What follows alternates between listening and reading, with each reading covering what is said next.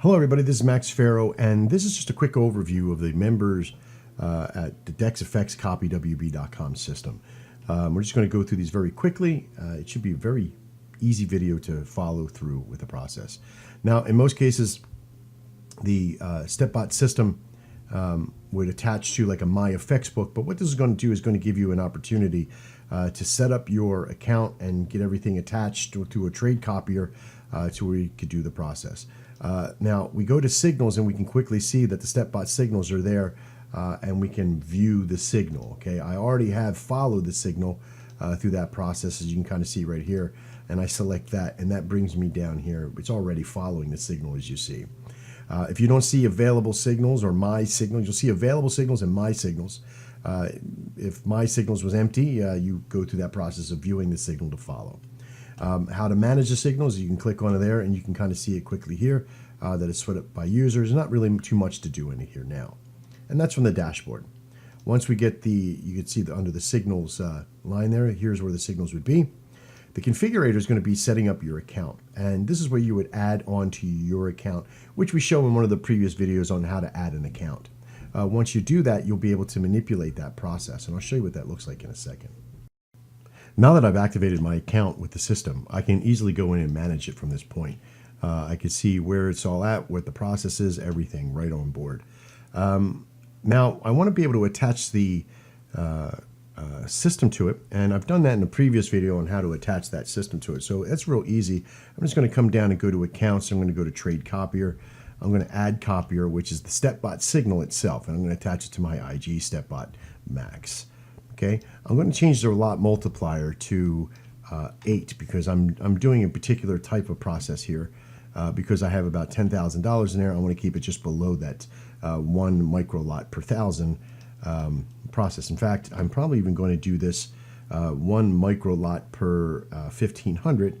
We got about $10,000 in there, so I'm going to do this at 6 in the multiplier, and I'll show you more about that later. It says copy existing trades. I'm going to say no because it already has trades on board. So I'm only going to be looking for stuff that's already on board. So I'll create the copier. Now, once I've done that, I'm going to click on copier mode, which is going to turn it on. I'm going to hit update. And then I'm going to come into copier settings. Anytime I'm going to change any of the copier settings, I have to make sure that the system is off. It won't activate any of the new settings until the system is off. So when I go to risk settings and I want to do reverse trades or anything else, or I want to force a mini lot or force a minimum lot amount, make sure that I'm copying the stops and limits and all that kind of stuff. So I want to make sure that it's off. And in fact, I better go turn it off for a second. I'm going to turn it off there and hit update. I'm then going to come back in because there's one thing that I do want to do is go to my stops and limits. I want to say copy yes, copy yes, copy yes, and hit update. That makes sure that I copy over all the stops and not just the trades that come over. I'm then going to go back to general and I'm going to turn on and I'm going to hit update. It's that simple. Now you could put a trade comment in here as well to kind of say what it is, but I suggest only using one system for your copy. So now we've got that all set up. Now let's go back and kind of go through the process of what it looks like. On the main dashboard, you have your signals, and then you have your account that you've set up for the process. You can kind of see that we've done pretty well in the solution so far. Now, it hasn't started to copy over everything that's done on the previous system that it was on, so all that's still here. But if I click in, you'll see that it will come down here to see the open trades that are already on board. Okay, and there's the trade history. It only shows the last couple ones that were on here, and you can kind of see if we go down here and go to 100. You don't see too many of the trades that were on here, only because we just started to open up the copy system for this. Once it starts to add on more and more information, you'll see the success rate here through this solution here. Okay, if you wonder why the growth is set down really low, it's because I only had it at a small minimum lot at that time, and then we just recently started to expand. Not too bad.